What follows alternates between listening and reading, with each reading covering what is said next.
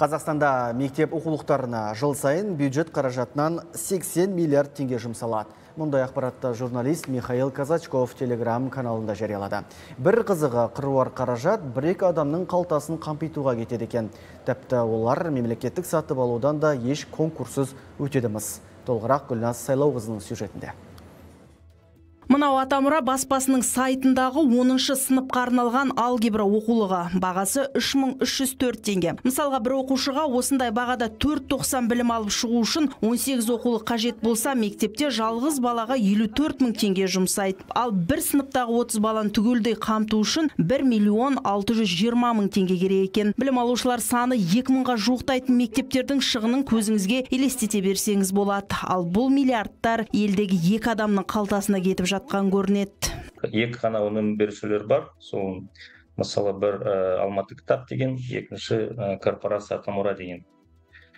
Ашық деректерді қарасақ, мысалы 3 жылдың ішінде Алматы кітап болса 27 миллиард, бір көзден сатып алғанда корпорация Атамұра деген 28 миллиард, тоже бір көзден сатып алған.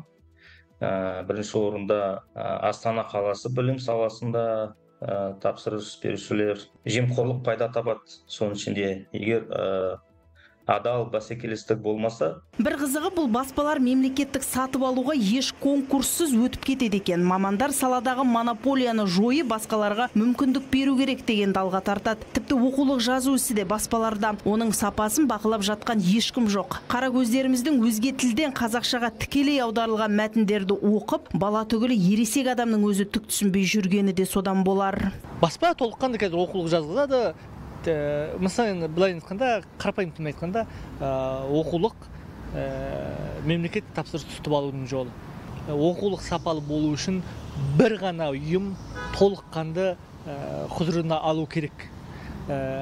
Баспа жауапкершілігі шектеулі серіктестік, ол тек қана басып шығару ғана құқығын атқару керек.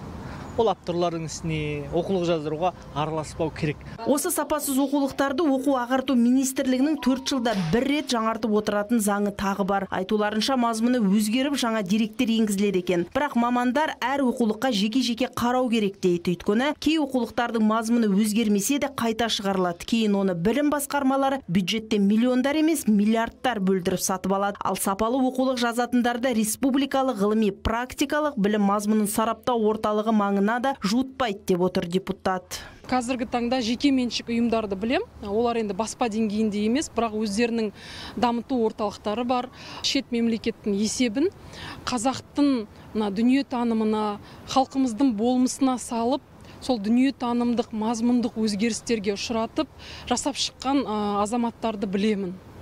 Бірақ олар сол сараптамаға берген кезде біз өтпей жатырмыз деп өздерінің ойларын айтады. Біз сараптама орталығына ешкім ықпал етуге хақы жоқ. Ал Атамұра мен Алматы кітап баспалары кей оқулықтарды Украина, Ресей мен Түркияда тапсырыспен арзан бағаға шығарып, елдегі мектептерге 2-3 есеге қымбатқа сатады екен. Яғни жергілікті шағын баспаларға жұмыс істеуге мүмкіндік бермей, өзге мемлекеттің экономикасын дамытуға үлес қосып отыр. Өткен айда білім саласында 140-тан астам жемқорлықты әшкерелеген антикор енді осы оқулықтарды назарына алу керек сияқты. Өйткені білім кітапта, ал онымен болашақ ұрпақ қалыптасып жатыр. Бірақ өзгенің емес, өзінің қамын күйттегендерге бұл маңызды емес сияқты. Гүлназ Сайлауқызы, Әліби Ерел, Атамекен бизнес.